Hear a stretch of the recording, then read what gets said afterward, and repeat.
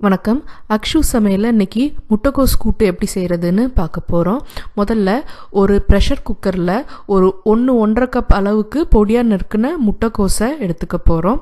ரொம்ப பெரிய குக்கராக இல்லாமல் நீங்கள் எடுத்துருக்கிற முட்டைக்கோஸ் அளவுக்கு ஏற்ற மாதிரி கொஞ்சம் சின்ன குக்கராக இருந்தால் ஈஸியாக இருக்கும். இப்போ இது கூட ஒரு 2 டேபிள் ஸ்பூன் பாசிப்பருப்பை ஒரு 1/4 கப்லேருந்து 3/1 கப் அளவு தண்ணி கூட சேர்த்துக்க போகிறோம். இதை இப்போ நம்ம குக்கர் மூடியை வச்சு மூடி 1லேருந்து 2 விசில் மேக்ஸிமம், ஒரு விசிலே போதும், சீக்கிரம் வெந்துடும். ஆனால் நம்ம தண்ணி ரொம்ப கம்மியாக வச்சுருக்கிறதுனால விசில் டக்குன்னு வந்துடும். அதனால் 2 விசில், அதுவும் பருப்பு இருக்கிறதுனால அதுக்கு மேலே வைக்காதீங்க. இப்போ பார்த்தீங்கன்னா முட்டைக்கோஸ் வெந்துருச்சு. நல்லா கலந்து விட்டுக்கோங்க. தண்ணி அதிகமாக இருந்தால் கொல கொலன்னு இருக்கும். உங்களுக்கு அப்படி பிடிக்கும்னா கொஞ்சம் ஜாஸ்தி தண்ணி வச்சுக்கலாம். பாசிப்பருப்பும் நல்லா குழஞ்சி வெந்து வரும். இப்போ பார்த்தீங்கன்னா தண்ணி எதுவும் இல்லாமல் நம்மளுக்கு நல்லா சுண்டை வெந்திருக்கு.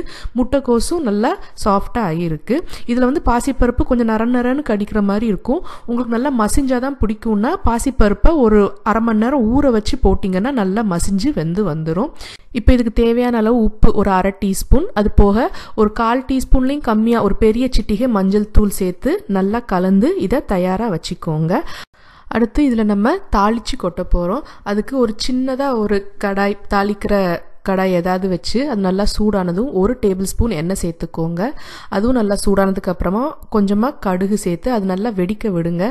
நல்லா வெடித்ததுக்கு அப்புறமா ஒரு 2 பெரிய காஞ்ச மிளகாயை நான் 2ஆக கிள்ளி போட்டுக்க போகிறேன். சின்ன காஞ்ச மிளகாய் யூஸ் பண்ணுறதா இருந்தால் ஒரு 2-3 முழுசாக சேர்த்துக்கோங்க.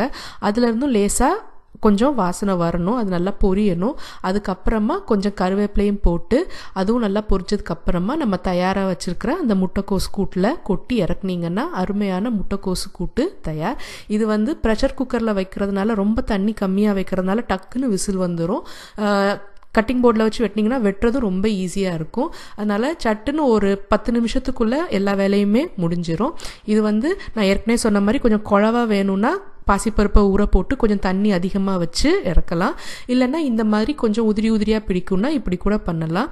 இதில் அந்த பருப்பு இருக்கிறதுனால தாளித்து கொட்டும்போது அந்த சுண்டல் டேஸ்ட்டுக்கு எல்லாருமே நல்லா விரும்பி சாப்பிடுவாங்க.